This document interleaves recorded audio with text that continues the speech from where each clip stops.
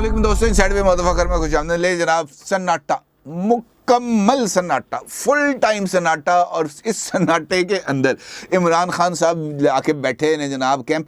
और वो नहीं नुसरत फ़तेह अली खान की कवाली भी लग रही है, आ जा तेनों अखियाँ उड़ीक दी हैं, क्योंकि इस वक्त वाक़तन जो इमरान खान साहब की उड़ीकें हैं वो ख़त्म होने का नाम नहीं ले रही। क्योंकि इमरान खान साहब की तरफ से बाज़ाब्ता तौर पर ये ऐलान सामने आया था कि जनाब जिस जिसको तकलीफ़ है, जिस जिसको टिकट नहीं मिली है, जिस जिसको टिकटों की तकसीम पर एतराज़ है, वो जनाब ये जो ईद के 3-4 दिन की छुट्टियाँ हैं, इन्हीं छुट्टियों के दौरान ज़मान पार्क के अंदर मैं इजलास करूंगा। यहाँ पर आप लोगों ने अपने हमायतियों को लेके आना है ताकि एक तीर से दो शिकार हो सके, आपकी हाजिरी भी लग सके, यहाँ पर लोग भी जमा हो सकें, मैं गिरफ्तारी से बच भी सकूं। और अगर आप अपना रेट बढ़ा दें, यानी अगर 1 करोड़ पर मैंने टिकट दी है तो उसी 1.5 करोड़ दे दो, 2.25 करोड़ दे दो, 2 करोड़ दे दो, तो फिर हम इस टिकट के फैसले पर किसी न किसी तरीके से नज़रसानी कर सकेंगे। और अब यकीन जाने, अब से कुछ देर पहले जब मैं ये वीडियो रिकॉर्ड कराने आ रहा था, उस टाइम मैं ज़मान पार्क की हदूद से मैं गुजर के आया हूँ। और वहाँ पर आप यकीन जाना कि जो मैंने आपसे गुफ्तगू के आगाज़ में कहा था, सन्नाटा, मुकम्मल सन्नाटा, ना कोई बंदा ना कोई परिंदा। इसका मतलब ये है कि ये जो इमरान खान साहब हैं, इनसे ये जो गलती हो गई है कि जनाब इन्होंने ये सुप्रीम कोर्ट का फैसले का इंतज़ार किए बगैर ही फटाफट टिकटों की जो तकसीम की है, इसकी वजह से, और साथ तकसीम भी कर दी और उसके बाद सोशल मीडिया पर भी डाल दिया, अपनी वेबसाइट पर भी डाल दिया कि फ़लाँ हल्के से फ़लाँ बंदा उम्मीदवार होगा। उसने तो जनाब सारे का सारा मामले ख़राब करके रख दिया। और बताया ये जा रहा है कि इमरान खान साहब ना मुख्तलिफ इजलासों में पूछते फिर रहे हैं कि यार केड़ा बंदा जिन्हें उनके आसी जड़ा ना टिकटा का ऐलान कर दे, वो केड़ा फलाना, आगे गाली दे के ना, केड़ा फलाना जड़ा बड़ा तेज़ सी कह रहा सी कि जनाब टिकटा जारी कर, टिकटा जारी कर, टिकटा जारी कर।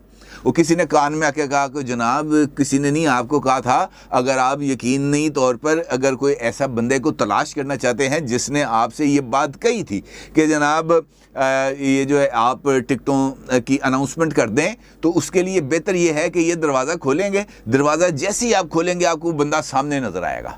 इमरान खान साहब गए तेज़ी से जाकर दरवाज़ा खोला, सामने शीशा लगा है। ऐसी पता चल गया इमरान खान साहब को कि जनाब उनको ये जो गलत सलत मशवरे दे रहा था ये कौन था। अब जो हकीकी सूरत हाल है वो बहुत ज़्यादा ख़राब है। ख़राब इस वजह से कि PTI के टॉप 5 लीडर्स इस वक्त इमरान खान साहब के साथ उनकी स्पीकिंग टर्म्स भी बहुत हद तक मुतासर हो चुकी हैं।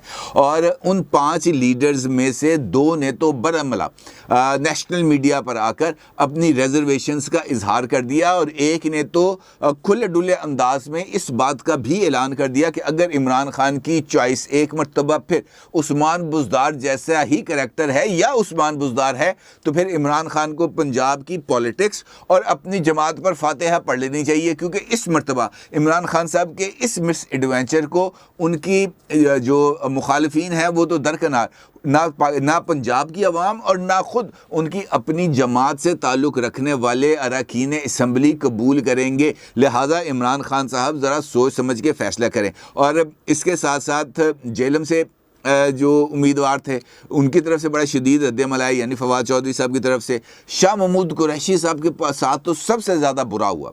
शाह महमूद कुरैशी साहब ने बहुत सारे जो है ना लोगों को ज़िच करके रखा हुआ था पार्टी के अंदर, और शाह महमूद कुरैशी साहब ने बहुत सारे लोगों के साथ जो बैक चैनल मुलाकातें थी वहाँ पर ये एश्योरेंस भी दी हुई थी कि अगर मैं चीफ मिनिस्टर पंजाब बन गया तो आप फिक्र ना करें, यहाँ पर पंजाब में आपके भाई की हुकूमत होगी, और उसके बाद यहाँ इतने तो मैं किसी को खंगड़ नहीं देना, खां की बेचदा है। ठीक है जी। इस तरीके से एक और लीडर थे जो माजी में जो उस्मान बुज़दार साहब हैं उनकी काबीना का हिस्सा भी रह चुके हैं, उनका नाम है आमिर चीमा साहब। और एक वीडियो इस वक्त उनकी सोशल मीडिया पर बहुत ज़्यादा वायरल है, और इस वीडियो के अंदर चूँकि टिकटों का मामला था, टिकटों आपको पता है आजकल तो टिकटें नहीं मिल पा रही, और वो उनको कहते हैं जी, बंदा ने उनको आके बताया कि जनाब वो खान साहब को किसी ने बताया कि आप को कब्ज़ा ग्रुप हैं। उन्होंने कहा हाँ मैं कब्ज़ा ग्रुप हाँ, कर लो जो करना मेरा। खानों का जरा मेरा जो कुछ उन्हें करना ने कर लिया, हाँ मैं बहुत बड़ा कब्ज़ा ग्रुप हाँ। वो इस तरह की अगर जो गुफ्तगू है वो पार्टी के रैंक्स एंड फाइल्स में होना शुरू हो गई है। शाह महमूद कुरैशी साहब की तरफ से, जो फवाद चौधरी साहब हैं उनकी तरफ से, हम्माद अज़हर साहब की तरफ से, आमिर चीमा की तरफ से, चौधरी परवेज़ अलाई साहब ने भी ढके छुपे अल्फाज के अंदर इस बात की तरफ इशारा किया है। इसके बाद मुराद रास हैं, बेशुमार लंबी लाइन है जिनको इमरान खान साहब ने धुतकार दिया। शहबाज गिल है, शहबाज गिल बेचारे का क्या कसूर था? वो 1 करोड़ रुपया देने की इस वक्त पोजीशन में नहीं था, अदरवाइज उसने एक प्लाट भेज देना था। गुलबर्ग ग्रीन्स का अपना एक प्लाट भेज देता इस्लामाबाद का, 1 या 6 टिकटें मिल जानी थी। लेकिन नहीं, बाज़ दफ़ा नहीं होते बंदे के हालात ऐसे कि वो इस तरह की कुछ सिचुएशन को डेवलप कर सके। लिहाजा ये सारे काम जो है ना वो बिल्कुल अब जो इमरान खान साहब सोच रहे थे उससे बरखलाफ हो रहा है। और दूसरी जानब ये सुप्रीम कोर्ट वाला जो मामला है ये भी इमरान खान साहब की तवक्कुआत के मुताबिक नहीं हो पा रहा। जिस तरह इमरान खान साहब चाह रहे थे कि जनाब ये ज़रा सुप्रीम कोर्ट जो है वो जो हुक्मरान इत्तेहाद है वो कहते हैं ना संगीत अंगूठा रखे, संगीत अंगूठा रखे।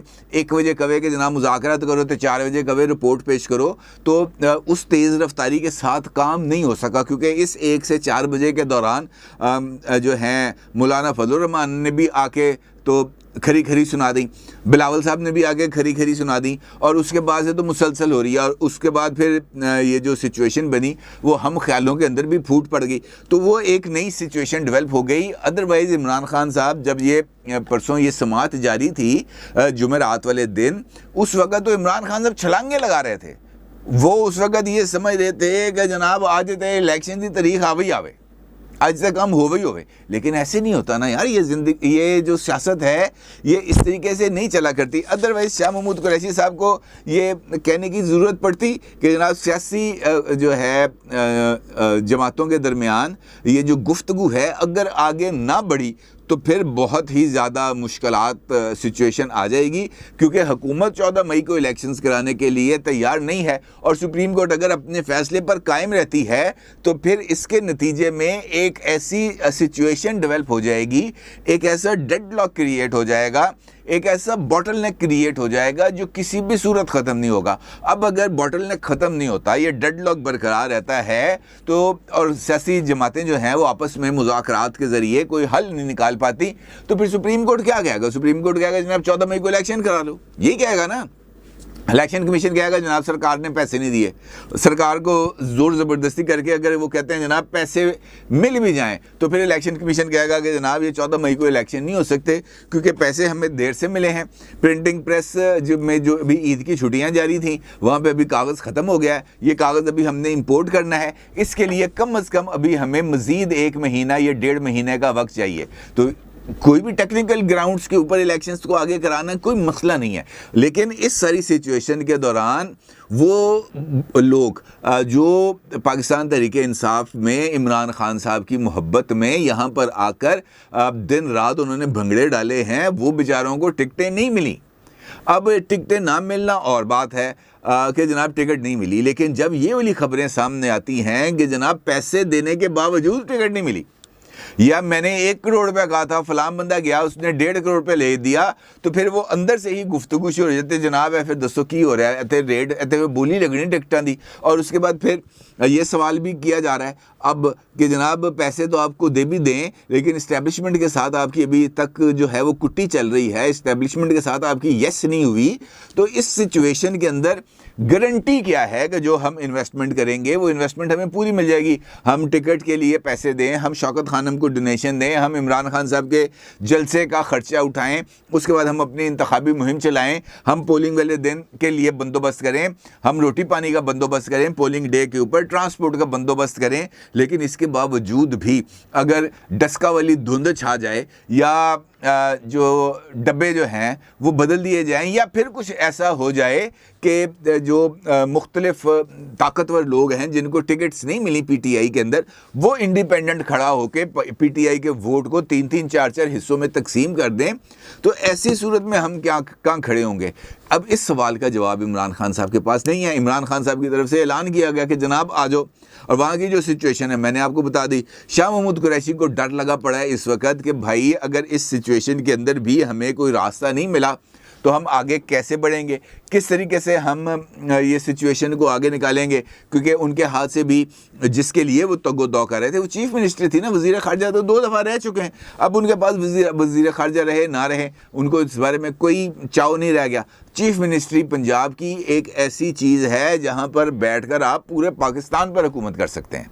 ये बात वेल प्रूवन है, क्योंकि यहाँ से जो चीफ मिनिस्टर निकले हैं अमूमी तौर पर उन्होंने जाके मुल्क पर हुक्मरानी की है। नवाज शरीफ साहब आपके सामने उनकी मिसाल है, 2 टर्म उन्होंने पंजाब पर चीफ मिनिस्ट्री की है। शहबाज शरीफ आपके सामने मिसाल है, उन्होंने जो है वो की है। परवेज़ इलाही साहब आपके सामने मिसाल हैं, डिप्टी प्राइम मिनिस्टर रह चुके हैं वो। तो कहने का मतलब ये है कि सिचुएशन किसी भी वक्त कुछ भी रूप इख्तियार कर सकती है, और इसी सिनेरियो में जो एक अहम तरीन बयान है वो आया है राना सनाउल्लाह साहब का, और राना सनाउल्लाह साहब की तरफ से ये बात कही गई है कि जनाब मुज़ाकरात होने चाहिए और मुज़ाकरात के लिए हम तैयार हैं, और 26 अप्रैल की कोई तारीख़ है 26 अप्रैल को जिसमें मुज़ाकरात हो सकते हैं। बताया ये जा रहा है कि हुक्मरान इत्तेहाद की तरफ से राब्ता किया गया है पाकिस्तान तहरीक-ए-इंसाफ की लीडरशिप, जिसमें साबिक स्पीकर हैं नेशनल असम्बली के जनाब असद कैसर साहब।